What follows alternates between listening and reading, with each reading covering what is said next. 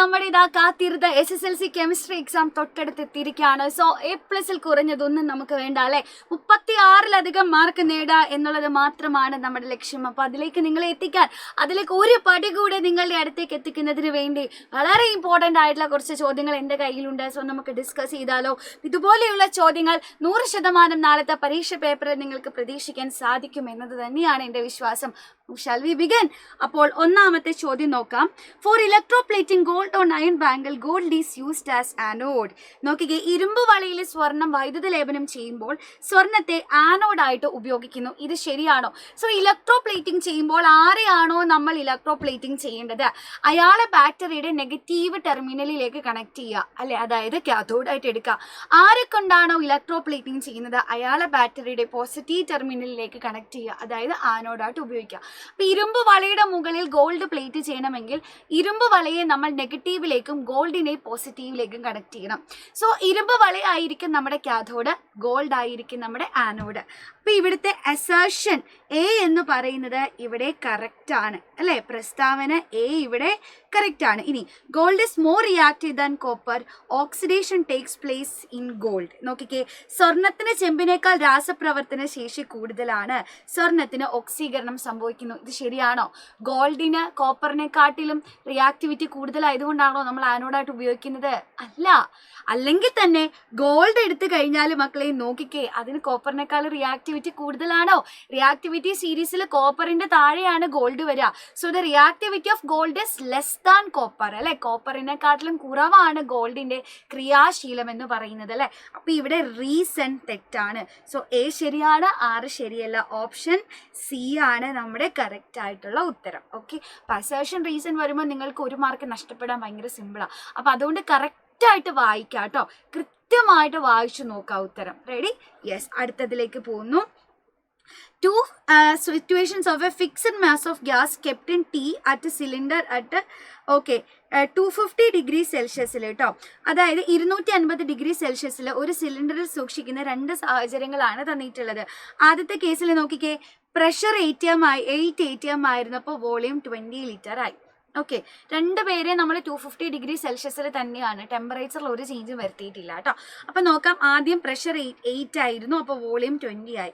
പിന്നെ volume 5 litre ആയിട്ട് കുറച്ചിരിക്കുകയാണ്. Okay, അപ്പോൾ ഇവിടെ ഏത് ഗ്യാസ് ലോ ആണ് പറയുന്നത് എന്നാണ് ചോദിച്ചിട്ടുള്ളത്. സോ ഇവിടെ കോൺസ്റ്റന്റ് ടെമ്പറേച്ചർ ആണ്, താപനില സ്ഥിരമാണ് അല്ലെ. കോൺസ്റ്റന്റ് ടെമ്പറേച്ചറിൽ പ്രഷറും വോളിയം തമ്മിലുള്ള ബന്ധം പറഞ്ഞു തരുന്നത് ആരാ മക്കളെ? മർദ്ദവും വ്യാപ്തവും തമ്മിലുള്ള ബന്ധം പറഞ്ഞു തരുന്നത് ബോയിൽസ് ലോ ആണ്. സോ ഇവിടെ ബോയിൽസ് ലോ ആണ് ഡെപ്പിക്റ്റ് ചെയ്തിട്ടുള്ളത് കേട്ടോ. ഇവിടെ പ്രതിപാദിച്ചിരിക്കുന്നത് ബോയിൽസ് നിയമമാണ്. ഇനി calculate the present pressure in situation B. രണ്ടാമത്തെ സിറ്റുവേഷനിൽ പ്രഷർ കണ്ടെത്താനാണ് നമ്മളോട് പറഞ്ഞിട്ടുള്ളത്. അപ്പൊ ബോയിൽസ് ലോ നമ്മളോട് പറയുന്നത് എന്താണ് മക്കളെ? ബോയിൽസ് ലോ നമുക്ക് പറഞ്ഞു തരുന്നത് pressure is inversely proportional to volume, അല്ലെങ്കിൽ volume is inversely proportional to pressure എന്ന് പറഞ്ഞാൽ പ്രഷർ കൂടിയാൽ വോളിയം കുറയും, പ്രഷർ കുറഞ്ഞാൽ വോളിയം കൂടും. സോ ഇവിടെ രണ്ടാമത്തെ കേസിലേക്ക് വോളിയം കുറഞ്ഞു, അപ്പൊ എന്തായാലും അവിടെ പ്രഷർ കൂടായിരിക്കണം. അപ്പൊ നിങ്ങൾ ചെയ്തു വരുമ്പോൾ പ്രഷർ ഇതിന് ആദ്യത്തെ കേസിനെക്കാളും കുറവാണ് കിട്ടുന്നെങ്കിൽ ഉത്തരം തെറ്റാണ് ഇവിടെ എന്ന് മനസ്സിലാക്കുക കേട്ടോ. കാരണം വോളിയം കുറഞ്ഞാൽ എന്തായാലും അവിടെ പ്രഷർ കൂടിയിരിക്കണം. അതൊന്ന് ജസ്റ്റ് ഓർത്ത് വെച്ചോ, ഇൻവേഴ്സ്ലി പ്രൊപ്പോർഷണൽ ആയതുകൊണ്ട്. അപ്പോൾ നമുക്ക് പറയാൻ പറ്റും P പ്രൊപ്പോർഷണൽ ടു 1/V, അല്ലെങ്കിൽ P × V is A constant എന്ന് നമ്മൾ പറയും അല്ലെ. നമ്മൾ പ്രോബ്ലം ചെയ്യാൻ ഉപയോഗിക്കുന്ന ഇക്വേഷൻ ഏതാ? P1 V1 is equal to P2 V2. അപ്പൊ P1 എന്ന് പറയുമ്പോൾ ആദ്യത്തെ പ്രഷർ ആണ് 8 atm. V1 എന്ന് പറയുമ്പോൾ ആദ്യത്തെ പ്രഷറിന് കറസ്പോണ്ടിങ് ആയിട്ടുള്ള വോളിയം ആണ്, അത് എത്രയാ? 20 ലിറ്റർ ആണ് അല്ലെ. ഇനി P2 നമുക്ക് അറിയില്ല, കണ്ടുപിടിക്കേണ്ടത് P2 ആണ്. V2 എത്രയാ? രണ്ടാമത്തെ കേസിലെ വോളിയം എത്രയാ? അത് 5 ലിറ്റർ ആണ്. ഇനി ഇക്വേഷൻ സബ്സ്റ്റിറ്റ്യൂട്ട് ചെയ്ത് കൊടുത്താൽ പോരെ, ഈസി ആയിട്ട് നമുക്ക് ഉത്തരം കിട്ടില്ലേ. അപ്പൊ എങ്ങനെയാണ് നമുക്ക് ഉത്തരം വരിക? P1 എന്ന് പറയുമ്പോൾ 8 ആണ്, V1 എന്ന് പറയുമ്പോൾ 20 ആണ്, P2 നമുക്ക് അറിയില്ലേ. ഇനി V2 എന്ന് പറഞ്ഞാൽ 5 ആണ്. അപ്പൊ എത്ര വരും? 20 × 8. അപ്പൊ നമുക്ക് കണ്ടെത്തേണ്ടത് P2 ആണ് അല്ലെ. ഈ 5നെ നമുക്ക് ഇപ്പുറത്തേക്ക് കൊണ്ടുവരാം. അപ്പൊ P2 is equal to 20 × 8 divided by 5 എന്ന് വരും. ഓക്കെ, 20നെ 5നെ നമുക്ക് വെട്ടാം അല്ലെ. 25 കൊണ്ട് ഡിവൈഡ് ചെയ്ത് കഴിഞ്ഞാൽ 4 എന്ന് വരും. 8 × 4 32, ATM എന്ന് വരും. കണ്ടോ? അപ്പോൾ പുതിയ പ്രഷർ എന്ന് പറയുന്നത് 32 ATM ആണ്. പ്രഷർ കൂടിയില്ലേ? വോളിയം കുറഞ്ഞപ്പോൾ പ്രഷർ കൂടിയില്ലേ? യെസ്. അപ്പം അത്രയേ ഉള്ളൂ അല്ലെ? ഇതാണ് നമ്മുടെ ബോയിൽസ് ലോ എന്ന് പറയുന്നത്. മക്കളെ 3 ഗ്യാസ് ലോസും വളരെ ഇമ്പോർട്ടൻ്റ് ആണ് കേട്ടോ. കമ്പൈൻഡ് ഗ്യാസ് ലോസ് വെച്ചിട്ടും നിങ്ങളോട് ക്വസ്റ്റ്യൻസ് ചോദിക്കും. റെഡി? അടുത്ത ചോദ്യത്തിലേക്ക് പോവാം നമുക്ക്. 2 orbitals with n values 5 and 7 orientations respectively. n മൂല്യം 5 ഉള്ള 2 ഓർബിറ്റലുകൾക്ക് യഥാക്രമം 5ഉം 7ഉം ഓറിയന്റേഷനും ഉണ്ട്. അതായത് എന്നിന്റെ വാല്യൂ എന്ന് പറയുന്നത് 5 ആണ്. അതിൽ 2 ഓർബിറ്റൽസ് ഉണ്ട് കേട്ടോ. അതിനുള്ളിൽ 2 ഓർബിറ്റൽസ് ഉണ്ട് എന്ന് വിചാരിക്കുക. AB ഇങ്ങനെ 2 XY 2 ഓർബിറ്റൽ ഉണ്ട്. ആദ്യത്തെ ഓർബിറ്റലിന്റെ ഓറിയന്റേഷൻ എന്ന് പറയുന്നത് 5 ആണ്. രണ്ടാമത്തെ ഓർബിറ്റലിന്റെ ഓറിയന്റേഷൻ എന്ന് പറയുന്നത് 7 ആണ്. അപ്പൊ ഈ ഓർബിറ്റൽസ് ഏതൊക്കെയാണെന്നാണ് നമ്മളോട് ചോദിച്ചിട്ടുള്ളത്. മക്കൾ നിങ്ങൾക്ക് പറയാൻ പറ്റില്ലേ ഏതൊക്കെയാണ് ഓർബിറ്റൽസ് എന്ന് പറയുന്നത്? ഒന്ന് ആലോചിച്ച് നോക്കിക്കേ. ഓറിയന്റേഷൻ എന്ന് പറഞ്ഞാൽ നമുക്കറിയാം അല്ലെ, മാഗ്നറ്റിക് ക്വാണ്ടം നമ്പർ ആണ്. അപ്പൊ എത്ര ഓറിയന്റേഷൻ ഉണ്ടോ അത്രയും ഓർബിറ്റൽസ് ഉണ്ടാവും. ഒന്നും കൂടെ ഒന്ന് ജസ്റ്റ് ഓർത്തിരിക്കാതെ പോട്ടെ.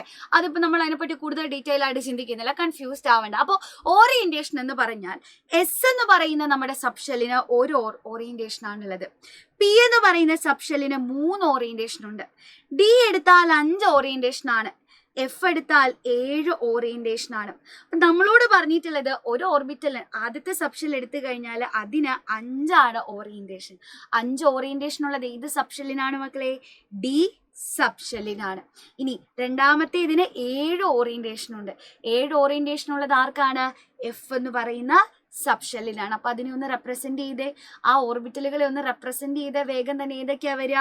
ഒന്നാമത്തേത് 5ാമത്തെ ഷെല്ലിലെ ഡി സബ്ഷെല്ലാണ്. രണ്ടാമത്തേത് 5ാമത്തെ ഷെല്ലിലെ എഫ് എന്ന് പറയുന്ന സബ്ഷെല്ലാണ്. സോ ബേസിക്കലി 5Dയും 5Fഉം ആണ്. അപ്പൊ ഇവിടെ എങ്ങനെ ഇൻഡയറക്റ്റ് ആയിട്ടാണ് ചോദ്യം ചോദിച്ചതെന്ന് എന്റെ കുഞ്ഞുങ്ങൾ കണ്ടോ? ഓർബിറ്റലിന്റെ എണ്ണമാണ് ഇവിടെ നമ്മളോട് ചോദിച്ചിരിക്കുന്നത് അല്ലെ. It's very important. ഓക്കെ, അടുത്തത് maximum number of electron in each orbital. ഓരോ ഓർബിറ്റലിലും എത്രയാണ് മാക്സിമം ഇലക്ട്രോൺ ഇരിക്കാന്നാണ് അല്ലെ. ഓരോ ഓർബിറ്റലിലും എന്നാണ് നമ്മളോട് ചോദിച്ചിട്ടുള്ളത്. മക്കളെ, ഒരു ഓർബിറ്റൽ എടുത്തു കഴിഞ്ഞാൽ അതിൽ മാക്സിമം എത്ര ഇലക്ട്രോൺ ആണ് അക്കോമഡേറ്റ് ആവുക? ഒരു ഓർബിറ്റൽ എടുത്തു കഴിഞ്ഞാൽ അതിൽ മാക്സിമം 2 ഇലക്ട്രോൺസ് ആണ് കേട്ടോ അക്കോമഡേറ്റ് ആവുക. ഓക്കെ ആണോ? റെഡി ആണോ? യെസ്. അപ്പോൾ ഒരിക്കൽ കൂടി പറഞ്ഞു തരാം. നമ്മുടെ ക്വാണ്ടം നമ്പേഴ്സ് എന്ന് പറയുമ്പോൾ principal quantum number, azimuthal quantum number, magnetic quantum number. ഷെല്ലിന്റെ ഡീറ്റെയിൽസ് പറഞ്ഞു തരുന്നതാണ് പ്രിൻസിപ്പൽ ക്വാണ്ടം നമ്പർ. ഏത് സബ്ഷെല്ലിലാണെന്ന് പറഞ്ഞു തരുന്നതാണ് അസിമുതൽ ക്വാണ്ടം നമ്പർ. പിന്നെ എം എന്ന് പറഞ്ഞാൽ മാഗ്നറ്റിക് ക്വാണ്ടം നമ്പർ ആണ്. മാഗ്നറ്റിക് ക്വാണ്ടം നമ്പർ പറഞ്ഞു തരുന്നത് ഒന്ന് ഓർബിറ്റൽസ്, എത്ര ഓർബിറ്റൽസ് ഉണ്ട് അവിടെ എന്ന് പറഞ്ഞു തരും. രണ്ടാമതായിട്ട് ഓർബിറ്റൽ ഓറിയന്റേഷനെ പറ്റിയിട്ട് പറഞ്ഞു തരുന്ന ആളാണ് കേട്ടോ. ഇത് കറക്റ്റ് ആയിട്ട് ഒന്ന് ഓർത്തിരിക്കുക. എന്നിന്റെ വാല്യൂസ് എന്ന് പറയുന്നത് 1 2 3 4 ഇങ്ങനെയാണ് വരിക. എൽ എന്ന് പറഞ്ഞാൽ സബ്ഷെല്ലാണ് അല്ലെ. സോ എസിന്റെ വാല്യൂ 0, പിന്റെ വാല്യൂ 1, എല്ലിന്റെ വാല്യൂ 2, ഡിന്റെ വാല്യൂ 2, എഫിന്റെ വാല്യൂ 3 ഇങ്ങനെയായിരിക്കും വരുന്നത്. ഇനി മാഗ്നറ്റിക് ക്വാണ്ടം നമ്പറിന്റെ ഓറിയന്റേഷൻ കണ്ടുപിടിക്കാനുള്ള ഇക്വേഷൻ ആണ് 2 × L+1 ആണ് നമ്മുടെ ഇക്വേഷൻ എന്ന് പറയുന്നത്. വെച്ചിട്ടാണ് മാഗ്നറ്റിക് ക്വാണ്ടം നമ്പറിന്റെ വാല്യൂസ് നമ്മൾ കണ്ടെത്തുക. അത് വെച്ചിട്ടാണ് ഓരോ സബ്ഷെല്ലിനും എത്ര ഓറിയന്റേഷൻ ഉണ്ട് എന്ന് നമ്മൾ കണ്ടെത്തുന്നത്. സോ എസിന് 1, പിക്ക് 3, ഡിക്ക് 5, എഫിന് 7. ഇതും കൂടെ ഓർത്ത് വെച്ചോളാം. റെഡി? അടുത്ത ചോദ്യത്തിലേക്ക് പോവാം നമുക്ക്. Structural formula of 2 compounds are given. 2 സംയുക്തങ്ങളുടെ ഘടനാവാക്യങ്ങൾ നൽകിയിട്ടുണ്ട് കേട്ടോ. അപ്പൊ അതിൽ among these which compound shows metamerism and write the structural formula of any one metamer. അപ്പൊ ഇതിൽ ഏത് സംയുക്തമാണ് മെറ്റാമറിസം കാണിക്കുന്നത് അങ്ങനെയുള്ളതിന്റെ സ്ട്രക്ചർ എഴുതാനാണ് പറഞ്ഞിട്ടുള്ളത് അല്ലെ. അപ്പൊ മെറ്റാമറിസം കാണിക്കുന്ന 2 ആൾക്കാരാണ്. ഒന്നെങ്കിൽ ഒരു കീറ്റോൺ അല്ലെങ്കിൽ ഒരു ഈതർ. ഇവർക്ക് മാത്രമാണ് മെറ്റാമറിസം കാണിക്കാനായിട്ട് പറ്റുക. കാരണം മെറ്റാമറിസത്തിന്റെ കണ്ടീഷൻ എന്താ? ബൈവാലന്റ് ഫങ്ഷണൽ ഗ്രൂപ്പ് വരണം. സംയോജകത 2 വരുന്ന ഫങ്ഷണൽ ഗ്രൂപ്പ് ഉള്ളവരാണ് മെറ്റാമറിസം കാണിക്കുക.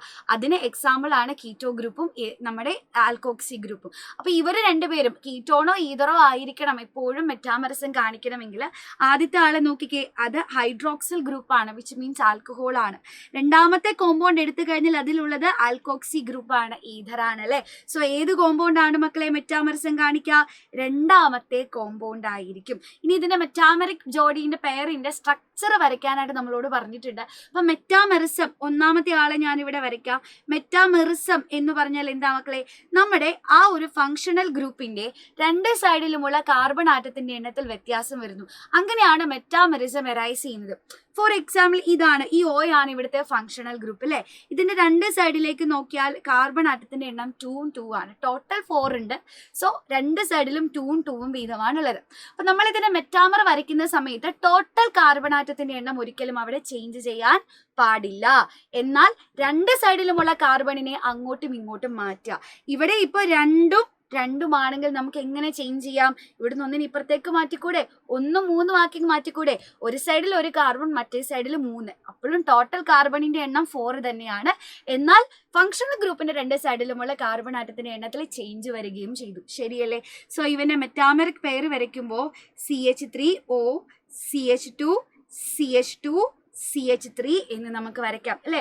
ടോട്ടൽ കാർബണിന്റെ എണ്ണം മാറിയോ നോക്കിക്കേ. 1 2 3 4 ടോട്ടൽ മാറിയിട്ടില്ല. എന്നാൽ നമ്മുടെ ആ ഈഥർ ലിങ്കേജിന് രണ്ട് സൈഡിലുമുള്ള ആളുടെ എണ്ണത്തിൽ വ്യത്യാസം വന്നു. സോ മെറ്റാമെറിക് പെയർ വരച്ചു. ഓക്കെ, ഇത് ഭയങ്കര ഇമ്പോർട്ടന്റ് ആണ്. റെഡി.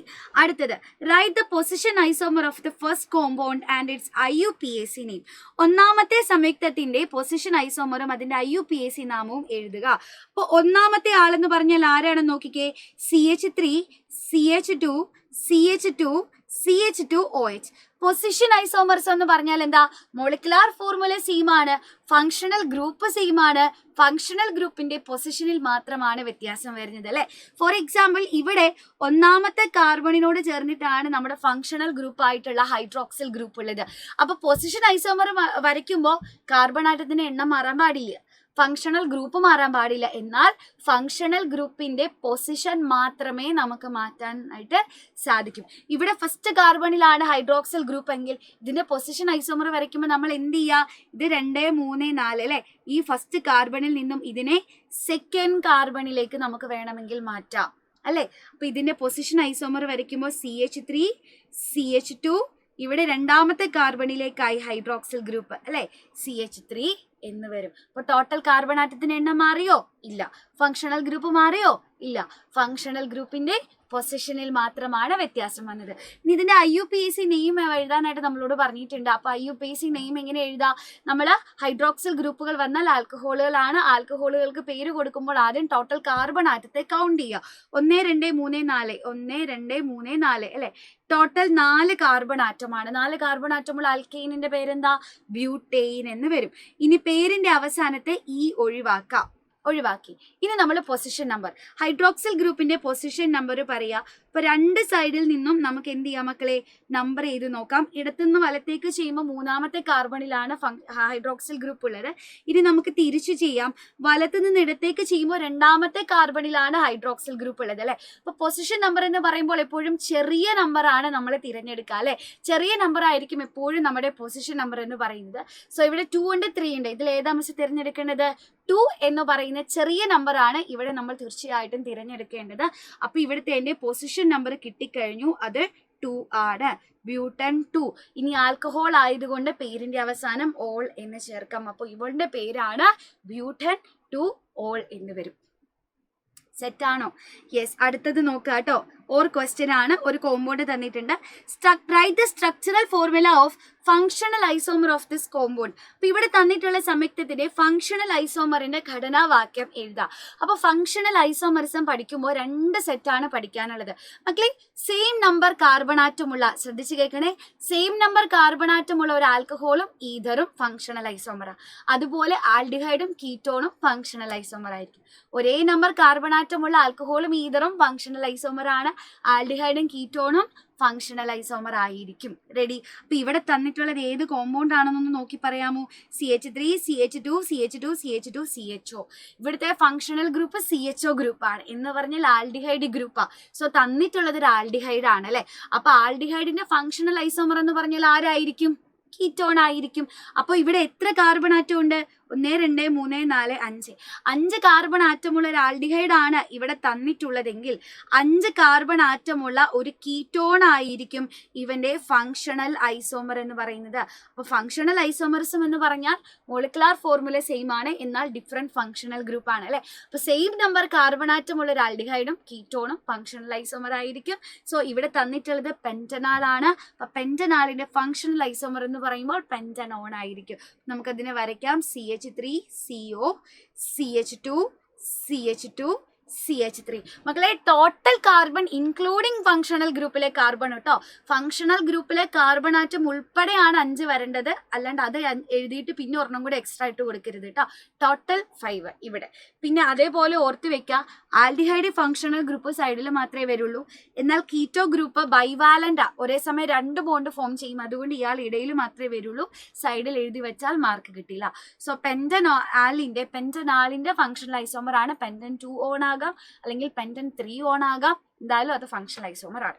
അടുത്തത്, അപ്പൊ ഇതിന്റെ ഫങ്ഷണൽ ഐസോമറിന്റെ മെറ്റാമറിന്റെ സ്ട്രക്ചർ എഴുതാം. ഓക്കെ, ഈ ആൽഡിഹൈഡിന്റെ ഫങ്ഷണൽ ഐസോമർ ആയിട്ടുള്ള ആളുടെ മെറ്റാമറിന്റെ സ്ട്രക്ചർ എഴുതാം. ആൽഡിഹൈഡിന്റെ ഫങ്ഷണൽ ഐസോമർ എന്ന് പറഞ്ഞാൽ കീറ്റോൺ ആണ്. ആ കീറ്റോണിന്റെ മെറ്റാമർ എഴുതാനാണ് നമ്മളോട് പറഞ്ഞിട്ടുള്ളത്. അപ്പൊ എങ്ങനെയാ വരിക മക്കളെ? മെറ്റാമർ എന്ന് പറഞ്ഞാൽ എന്താ നമുക്കറിയാം, ഫങ്ഷണൽ ഗ്രൂപ്പിന്റെ 2 സൈഡിലുമുള്ള കാർബൺ ആറ്റത്തിന്റെ എണ്ണത്തിൽ വ്യത്യാസം വരണം. ഇവിടെ നോക്കിക്കഴിഞ്ഞാൽ ലെഫ്റ്റ് സൈഡിൽ 1ഉം ഇവിടെ 3ഉം ആണ്. അപ്പൊ നമുക്ക് എങ്ങനെ ചേഞ്ച് ചെയ്യാം? ടോട്ടൽ കാർബൺ 4 ആണ് അല്ലെ. ഫങ്ഷണൽ ഗ്രൂപ്പിന്റെ 2 സൈഡിലുമുള്ളത് ടോട്ടൽ 4 ആണ്. 1ഉം 3 ആയിട്ട് ഇരിക്കുന്നതിനെ നമുക്ക് എങ്ങനെ സ്പ്ലിറ്റ് ചെയ്യാം? 2ഉം 2 ആയിട്ട് സ്പ്ലിറ്റ് ചെയ്തൂടെ? സോ മെറ്റാമർ എഴുതുമ്പോൾ CH3 CH2 CO CH2 CH3. Total carbon മാറിയോ? 1 2 3 4 മാറിയിട്ടില്ല. ഫങ്ഷണൽ ഗ്രൂപ്പ് മാറിയോ? ഇല്ല. എന്നാൽ ഫങ്ഷണൽ ഗ്രൂപ്പിന്റെ 2 സൈഡിലുമുള്ള കാർബൺ ആറ്റത്തിന്റെ വ്യത്യാസം വന്നു. സോ നമുക്ക് മെറ്റാമറസിനെ കിട്ടിയിട്ടുണ്ട്. അപ്പോൾ ഇത് ഇമ്പോർട്ടൻ്റ് ആണ്, എല്ലാവർക്കും മാർക്ക് പോകുന്നതാണ് എപ്പോഴും ഈ ഒരു ടോപ്പിക്കിൽ. അപ്പോൾ എൻ്റെ കുഞ്ഞുങ്ങൾക്ക് മാർക്ക് പോകാൻ പാടില്ല. അടുത്ത ചോദ്യം നോക്കാം. ഒരു ഗാൽവനിക് സെല്ല് തന്നിട്ടുണ്ട്. Write the chemical equation of cell reaction. Cell പ്രവർത്തനത്തിന്റെ രാസസമവാക്യം എഴുതാം. ഫസ്റ്റ് തന്നെ അതാ ചോദിച്ചിട്ടുള്ളത്. ഈ ഗാൽവനിക് സെൽ ഏതാ? മഗ്നീഷ്യവും കോപ്പറും തമ്മിലുള്ള ഗാൽവനിക് സെല്ലാണ്, ശരിയല്ലേ? അപ്പോൾ മഗ്നീഷ്യവും കോപ്പറും എടുത്തു കഴിഞ്ഞാൽ മക്കളെ, മഗ്നീഷ്യത്തിന്റെ റിയാക്ടിവിറ്റി കോപ്പറിനെക്കാട്ടിലും കൂടുതലാണ്. സോ റിയാക്ടിവിറ്റി കൂടിയ മഗ്നീഷ്യം ആയിരിക്കും നമ്മുടെ ആനോഡ് എന്ന് പറയുന്നത്. റിയാക്ടിവിറ്റി കുറഞ്ഞ കോപ്പർ ആയിരിക്കും നമ്മുടെ കാഥോഡ്. റിയാക്ടിവിറ്റി കൂടിയ മെറ്റലാണ് ആനോഡ്, കുറഞ്ഞ ആളാണ് കാഥോഡ്. സോ ആനോഡ് എന്ന് പറയുന്നത് ഇവിടെ മഗ്നീഷ്യം ആയിരിക്കും, കാഥോഡ് എന്ന് പറയുന്നത് ഇവിടെ കോപ്പർ ആയിരിക്കും. ഇനി ആനോഡിൽ ഏത് റിയാക്ഷനാണ് നടക്കുക? ആനോഡിൽ ഓക്സിഡേഷനും കാഥോഡിൽ റിഡക്ഷനുമാണ് സംഭവിക്കുന്നത്. സോ നമ്മുടെ മഗ്നീഷ്യം എന്താ ചെയ്യുക? മഗ്നീഷ്യം 2 ഇലക്ട്രോണിനെ വിട്ടുകൊടുത്ത Mg2+ ആയിട്ട് മാറും. പിന്നെ റിഡക്ഷൻ സംഭവിക്കുമ്പോൾ ആറ്റത്തിലല്ല അയോണിനാണ് റിഡക്ഷൻ സംഭവിക്കുക. ഈ ഒരു ചാപ്റ്ററിൽ എല്ലാ കേസുകളിലും നമ്മൾ അങ്ങനെ തന്നെയാണ് പഠിക്കുക എന്ന് ഓർത്ത് വെക്കുക കേട്ടോ. സോ കോപ്പറിനല്ല, കോപ്പറിന്റെ അയോണിന് എന്ന് പറഞ്ഞാൽ Cu2+ അയോണിനാണ് റിഡക്ഷൻ സംഭവിക്കുക. Cu2+ 2 ഇലക്ട്രോണിനെ വാങ്ങി കോപ്പർ ആറ്റമായിട്ട് മാറും. ഓക്കെ, ആനോഡിലെ റിയാക്ഷനും എഴുതി, കാഥോഡിലെ റിയാക്ഷനും എഴുതിയിട്ടുണ്ട്. ഇനി നമുക്ക് ഇവിടുത്തെ സെൽ റിയാക്ഷൻ എഴുതാം. സെൽ റിയാക്ഷൻ എഴുതുന്ന സമയത്ത് എന്താ സംഭവിക്കുക? ഈ 2 ഇലക്ട്രോണും 2 ഇലക്ട്രോണും ക്യാൻസൽ ചെയ്ത് പോകും. അപ്പൊ നമുക്ക് കിട്ടും Mg+ Cu2+ gives Mg2+ Cu. ഇതായിരിക്കും ഈ ഗാൽവനിക് സെല്ലിന്റെ സെൽ റിയാക്ഷന്റെ ഇക്വേഷൻ എന്ന് പറയുന്നത്. അടുത്തത്, direction of flow of electric current. മക്കളെ, ഇലക്ട്രിക് കറണ്ട്, ഇലക്ട്രോൺസ് എങ്ങോട്ടാണോ ഒഴുകുന്നത്, ഫ്ലോ ഓഫ് ഇലക്ട്രോണിന്റെ ഓപ്പോസിറ്റ് ആയിട്ടാണ് ഇലക്ട്രിക് കറണ്ട് ഫ്ലോ ചെയ്യുന്നത് എന്നുള്ള കാര്യം ഓർത്തു വെക്കുക. ഓക്കെ, അപ്പൊ ആദ്യം നമുക്ക് ഫ്ലോ ഓഫ് ഇലക്ട്രോൺസ് എങ്ങോട്ടാണെന്ന് നോക്കാം. ഫ്ലോ ഓഫ് ഇലക്ട്രോൺസ്, ഇലക്ട്രോൺ പ്രവാഹത്തിന്റെ ദിശ എന്ന് പറയുന്നത് ആനോഡിൽ നിന്ന് കാഥോഡിലേക്കാണ്. ഓക്കെ, ആനോഡിൽ നിന്ന് കാഥോഡിലേക്കാണ് നമ്മുടെ ഇലക്ട്രോൺസ് ഫ്ലോ ചെയ്യുന്നത്. അപ്പൊ അതിന്റെ നേരെ ഓപ്പോസിറ്റ് ആയിട്ടാണ് കറണ്ട്, നമ്മുടെ വൈദ്യുതി പ്രവഹിക്കുന്നത് എന്ന് പറഞ്ഞാൽ എങ്ങോട്ടാ? കാഥോഡിൽ നിന്ന് ആനോഡിലേക്കായിരിക്കും. അപ്പൊ ഇലക്ട്രോൺസ് പോകുന്നത് ആനോഡിൽ നിന്ന് കാഥോഡിലേക്കും, കറണ്ട് ഫ്ലോ ചെയ്യുന്നത് കാഥോഡിൽ നിന്ന് തിരിച്ച് ആനോഡിലേക്കുമായിരിക്കും. ഇവിടെ കാഥോഡ് എന്ന് പറയുന്നത് കോപ്പർ ആണ്, ആനോഡ് മഗ്നീഷ്യമാണ്. സോ കോപ്പറിൽ നിന്ന് മഗ്നീഷ്യത്തിലേക്കായിരിക്കും ഇവിടെ ഇലക്ട്രോൺസ് ഫ്ലോ ചെയ്യുന്നത്. റെഡി? അടുത്തത്, copper electrode is replaced by aluminium electrode, what will be the change in cell voltage and why? Copper ഇലക്ട്രോഡിന് പകരം അലൂമിനിയം ഇലക്ട്രോഡ് ഉപയോഗിച്ചാൽ സെൽ വോൾട്ടേജിൽ എന്ത് മാറ്റം സംഭവിക്കും, എന്തുകൊണ്ട്? അപ്പൊ മക്കളെ, കോപ്പറിന് പകരം നമ്മൾ അലൂമിനിയം കൊണ്ടുവച്ചു എന്നിരിക്കട്ടെ. ഇപ്പൊ മഗ്നീഷ്യവും അലൂമിനിയം എടുത്തു കഴിഞ്ഞാൽ അഗെയിൻ മഗ്നീഷ്യത്തിന്റെ റിയാക്ടിവിറ്റി അലൂമിനിയത്തെക്കാട്ടിലും കൂടുതൽ തന്നെയാണ് അല്ലെ? അപ്പൊ നിങ്ങൾ വോൾട്ടേജിനെ പറ്റി പറയുമ്പോൾ ഓർത്തിരിക്കേണ്ട കാര്യം എന്താ? റിയാക്ടിവിറ്റിയിലെ വ്യത്യാസം എത്രത്തോളം കൂടുന്നു അവിടെയുള്ള വോൾട്ടേജും അത്രത്തോളം കൂടുതലായിരിക്കും. ഇപ്പൊ രണ്ട് മെറ്റൽസ് തമ്മിലുള്ള റിയാക്ടിവിറ്റിയിലെ ഡിഫറൻസ് ഭയങ്കര കൂടുതലാണെങ്കിൽ അത്രയും കൂടുതലായിരിക്കും അവിടെ ഉണ്ടാവുന്ന വോൾട്ടേജ്. ഇപ്പൊ മഗ്നീഷ്യവും കോപ്പറും എടുത്താൽ മഗ്നീഷ്യം അങ്ങ് മുകളിലാ, കോപ്പർ അങ്ങ് താഴെയാ. സോ രണ്ടുപേരും തമ്മിലുള്ള റിയാക്ടിവിറ്റിയിലെ ഡിഫറൻസ്, ക്രിയാശീലത്തിലുള്ള വ്യത്യാസം ഭയങ്കര വലുതാണ്. അതുകൊണ്ട് തന്നെ അവിടെ വോൾട്ടേജ് കൂടുതലാണ്. എന്നാൽ മഗ്നീഷ്യം അലൂമിനിയം എടുത്തു കഴിഞ്ഞാൽ മഗ്നീഷ്യത്തിന് തൊട്ട് താഴെ ഇരിക്കുന്ന ആളാണ് അലൂമിനിയം. മഗ്നീഷ്യത്തുമായിട്ട് നേരിയ വ്യത്യാസം മാത്രമാണ് റിയാക്ടിവിറ്റിയിൽ അലൂമിനിയത്തിൽ ഉള്ളത് അല്ലേ? സോ എന്താ സംഭവിക്കുക? മഗ്നീഷ്യം അലൂമിനിയം സെല്ലാകുമ്പോൾ അങ്ങനെ ഒരു ഗാൽവനിക് സെല്ല് നമ്മൾ കൺസ്ട്രക്ട് ചെയ്യുന്ന സമയത്ത് അവിടെ വോൾട്ടേജ് ഡിക്രീസ് ചെയ്യൂ കേട്ടോ. ബിക്കോസ് റിയാക്ടിവിറ്റിയിലെ ഡിഫറൻസ് കുറഞ്ഞു, ക്രിയാശീലത്തിലെ വ്യത്യാസം കുറഞ്ഞതുകൊണ്ട് അവിടെ വോൾട്ടേജും കുറയും. ഓക്കെ ആണോ? കൃത്യമായിട്ട് അത് അറിഞ്ഞിരിക്കണം. റിയാക്ടിവിറ്റിയിലെ ഡിഫറൻസ് എത്രത്തോളം കൂടുന്നോ വോൾട്ടേജും അത്രത്തോളം കൂടുതലായിരിക്കും. റിയാക്ടിവിറ്റിയിലെ ഡിഫറൻസ് എത്രത്തോളം കുറയുന്നോ വോൾട്ടേജും അത്രയും കുറവായിരിക്കും. റെഡി ആണോ? സെറ്റ് ആണോ? യെസ്. അപ്പൊ മക്കളെ, അങ്ങനെയാണെങ്കിൽ ഇതാ പിടിച്ചോ, നമുക്ക് അവസാനത്തെ ചോദ്യത്തിലേക്ക് കിടക്കാം. നോക്കിക്കാൻ, നമ്മൾ എന്ത് ചെയ്യുക? ഹൈഡ്രജൻ ക്ലോറൈഡ് പ്രിപ്പയർ ചെയ്യുകയാണ്. H2+Cl2 gives 2HCl. How many grams of hydrogen is required to react completely with 5 gram of chlorine?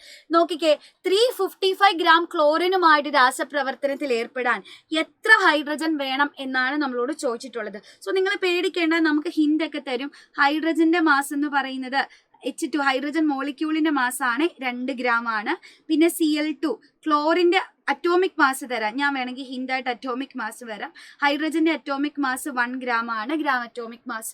ക്ലോറിന്റെ gram atomic mass 35.5 gram ആണ്. ഓക്കെ, ശരി. അപ്പൊ നമുക്കിനി ഇതിനെ ഒന്ന് അനലൈസ് ചെയ്താലോ? തന്നിട്ടുള്ള ഇക്വേഷൻ എടുത്തെഴുതാം. H2+Cl2 giving 2HCl. അപ്പൊ നമുക്കറിയുന്ന കാര്യം എന്താ? 2 ഗ്രാം, 2 ഹൈഡ്രജൻ ഉണ്ട്. സോ 2 ഗ്രാം ഹൈഡ്രജനുമായിട്ട് റിയാക്ട് ചെയ്യാൻ എത്ര ഗ്രാം ക്ലോറിൻ വേണം? 35.5 × 2 എന്ന് പറഞ്ഞാൽ എത്രയാ വരിക? 35 70 71 ഗ്രാം ക്ലോറിൻ വേണം അല്ലെ? 2 ഗ്രാം ഹൈഡ്രജന് റിയാക്ട് ചെയ്യാൻ, ഇവിടെ എനിക്ക് മനസ്സിലായിട്ടുള്ള കാര്യം മാത്രമാണ്, ഞാൻ വേറൊന്നും എടുത്തിട്ടില്ല. 2 ഗ്രാം ഹൈഡ്രജനുമായിട്ട് റിയാക്ട് ചെയ്യാൻ 71 ഗ്രാം ക്ലോറിൻ വേണം. ശരിയാണോ? അങ്ങനെയാണെങ്കിൽ, അല്ലെങ്കിൽ നമുക്ക് തിരിച്ചു പറയാം, തന്നിട്ടിരിക്കുന്ന ആൾ ഇപ്പുറത്ത് എഴുതണം എന്നാണല്ലോ ശാസ്ത്രം. അപ്പൊ 71 ഗ്രാം ക്ലോറിനുമായിട്ട് റിയാക്ട് ചെയ്യാൻ നമുക്ക് 2 ഗ്രാം ഹൈഡ്രജൻ വേണം അല്ലെ? അങ്ങനെയാണെങ്കിൽ 71 ഗ്രാം ക്ലോറിനുമായിട്ട് റിയാക്ട് ചെയ്യാൻ 2 ഗ്രാം ഹൈഡ്രജൻ വേണമെങ്കിൽ 1 ഗ്രാം ക്ലോറിനുമായിട്ട് റിയാക്ട് ചെയ്യാൻ എത്ര ഹൈഡ്രജൻ വേണം മക്കളെ? 2/71 ഗ്രാം ഹൈഡ്രജൻ വേണം. അപ്പൊ നമ്മുടെ കയ്യിലുള്ളത് 355 ഗ്രാം ക്ലോറിൻ ആണ്. സോ 355 ഗ്രാം ക്ലോറിനുമായിട്ട് റിയാക്ട് ചെയ്യാൻ എത്ര ഹൈഡ്രജൻ വേണ്ടി വരും? 355 × 2/71 ചെയ്താൽ മതി. അപ്പൊ എത്രയാ അതിന്റെ ഉത്തരം വരിക എന്നൊന്ന് നോക്കിയാലോ? നോക്കട്ടെ. 2/2 / 71 × 355 10 ഗ്രാം കിട്ടിയോ? 10 ഗ്രാം ഹൈഡ്രജൻ ആണ്. ഓക്കെ, അപ്പൊ 2 ഗ്രാം നോക്കിക്കേ, നമ്മൾ എങ്ങനെയത് കണ്ടെത്തിയത്? 70, നമ്മുടെ കയ്യിലുള്ള ഇക്വേഷൻ മാത്രം ഉപയോഗിച്ചിട്ടാണ് കണ്ടെത്തിയത്. അറ്റോമിക് മാസ് നിങ്ങൾക്ക് തരും, നിങ്ങൾ ഇത് ഓർത്ത് പേടിക്കേണ്ട കേട്ടോ. ഓക്കെ, 71 ഗ്രാം ക്ലോറിനുമായിട്ട് റിയാക്ട് ചെയ്യാൻ 2 ഗ്രാം ഹൈഡ്രജൻ ആയിരുന്നു വേണ്ടിയിരുന്നത്. സോ 1 ഗ്രാം ക്ലോറിനുമായിട്ട് റിയാക്ട് ചെയ്യാൻ നമുക്ക് 2/71 ഗ്രാം ഹൈഡ്രജൻ വേണം. അപ്പൊ 355 ഗ്രാം ക്ലോറിനുമായിട്ട് റിയാക്ട് ചെയ്യാൻ 355 × 2/71, അതായത് 10 ഗ്രാം ഹൈഡ്രജൻ ആണ് നമുക്ക് ആവശ്യമായിട്ടുള്ളത്. ഇനി what will be the amount of hydrogen chloride formed by the reaction this much amount of hydrogen and chlorine? ഇത്ര ഹൈഡ്രജനും ക്ലോറിനും റിയാക്ട് ചെയ്താൽ എത്ര HCl ഉണ്ടാകും എന്നാണ് നമ്മളോട് ചോദിച്ചിട്ടുള്ളത്. അപ്പൊ എഗെയിൻ നമ്മുടെ കയ്യിലുള്ള ഇക്വേഷൻ ഒരിക്കൽ കൂടെ മിസ് എടുത്തെഴുതുന്നു. അപ്പൊ നമുക്ക് ഇനി ഹൈഡ്രജൻ ക്ലോറൈഡിനെ പറ്റിയിട്ടാണ് ചിന്തിക്കേണ്ടത് അല്ലെ? അപ്പൊ നമുക്ക് ഹൈഡ്രജനെ വെച്ച് തന്നെ തുടങ്ങാം. 2 ഗ്രാം ക്ലോറിന് റിയാക്ട് ചെയ്യാൻ എത്ര HCl വേണമെന്ന് പറഞ്ഞ മക്കളെ? 35.5 +1 എത്രയാ 36.5 × 2. ഓക്കെ, അതായത് 2 ഗ്രാം ഹൈഡ്രജൻ റിയാക്ട് ചെയ്താൽ 2 ഗ്രാം ഹൈഡ്രജൻ ക്ലോറിനുമായിട്ട് റിയാക്ട് ചെയ്താൽ 73 ഗ്രാം ഹൈഡ്രജൻ ക്ലോറൈഡ് നമുക്ക് കിട്ടും. അപ്പൊ 1 ഗ്രാം ഹൈഡ്രജൻ റിയാക്ട് ചെയ്താലോ 73/2 ഗ്രാം HCl നമുക്ക് കിട്ടും. ഇപ്പൊ നമ്മുടെ കയ്യിലുള്ളത് 10 ഗ്രാം ഹൈഡ്രജൻ ആണ് അല്ലെ. അപ്പോ ഇവിടെ നോക്കിക്കേ, 1 ഗ്രാം ഹൈഡ്രജന് റിയാക്ട് ചെയ്താൽ 73/2 ഗ്രാം HCl കിട്ടും. അപ്പോൾ 10 ഗ്രാം ഹൈഡ്രജൻ റിയാക്ട് ചെയ്താൽ എത്രയാ കിട്ടുക? 73/2 × 10 കിട്ടും. സോ 73/2 എന്ന് പറഞ്ഞാൽ എത്രയാ മക്കളെ വരിക? 73 / 2 36.5 × 10 എന്ന് പറഞ്ഞാൽ 365 ഗ്രാം ഹൈഡ്രജൻ ക്ലോറൈഡ് നമുക്ക് കിട്ടും. റെഡി? അടുത്തത് ഇനി if we take 5 moles of hydrogen and 10 moles of chlorine, which reactant remains in the system after the completion of the process and how many grams? നമ്മൾ 5 മോൾ ഹൈഡ്രജനും 10 മോൾ ക്ലോറിനും എടുത്താൽ റിയാക്ഷൻ കഴിയുന്ന സമയത്ത് ആരായിരിക്കും ബാക്കി ഉണ്ടെങ്കിൽ എത്ര എന്നാണ് ചോദ്യം. ഈ ഒരു ചോദ്യത്തിന്റെ ഉത്തരം നമുക്ക് ഇന്നത്തെ നമ്മുടെ ലൈവില് ഡിസ്കസ് ചെയ്യാം കേട്ടോ. അപ്പൊ ഇന്നത്തെ 7 മണിക്കാണ് നമ്മുടെ മെഗാ മാരത്തോൺ. ഇതിന്റെ ഉത്തരം കിട്ടിയാൽ കിട്ടുന്നവന് താഴെ കമന്റ് ബോക്സിൽ കമന്റ് ചെയ്യാം. കിട്ടാത്തവരുണ്ടെങ്കിൽ തീർച്ചയായിട്ടും നമ്മുടെ മെഗാ മാരത്തോൺ കാണാം. ഈ ചോദ്യത്തിന്റെ ഉത്തരം നമുക്ക് ഇന്നത്തെ മെഗാ മാരത്തോണിൽ ഡിസ്കസ് ചെയ്യാം. അപ്പൊ എന്റെ കുട്ടികൾ എല്ലാവരും കൃത്യം 7 മണിക്ക് നമ്മുടെ ലൈവിലേക്ക് വരണം. ഒരിക്കൽ കൂടി ഓർമ്മിപ്പിക്കുന്നു, നമ്മുടെ അവസാനത്തെ പോരാട്ടമാണ് അല്ലെ. 1 വർഷമായിട്ട് നമ്മൾ ഊണും ഉറക്കവും ഒഴിച്ച് അങ്ങനെ പഠിച്ചിട്ടില്ലെന്ന് എനിക്കറിയാം. എന്നാലും ശരി, നമ്മുടെ കഷ്ടപ്പാടുകൾക്കെല്ലാം അല്ലെ ഒരു അവസാനത്തെ ഒരു ശ്രമം കൂടിയാണ് നമ്മുടെ A+ കിട്ടുന്നതിന് വേണ്ടിയിട്ട്. സോ ആ ഒരു അവസരം എൻ്റെ കുട്ടികൾ ആരും മിസ് ചെയ്യില്ല എന്ന് തന്നെ മിസ് വിശ്വസിക്കുന്നു. കൃത്യം 7 മണിയാകുമ്പോൾ നിങ്ങളെ കാത്ത് ഞങ്ങൾ ഉണ്ടാവും. നിങ്ങൾ എല്ലാവരും ഉണ്ടാവണം. നമുക്ക് വൈകിട്ട് കാണാം. കമന്റ് ചെയ്യാൻ മറക്കണ്ട. All the best.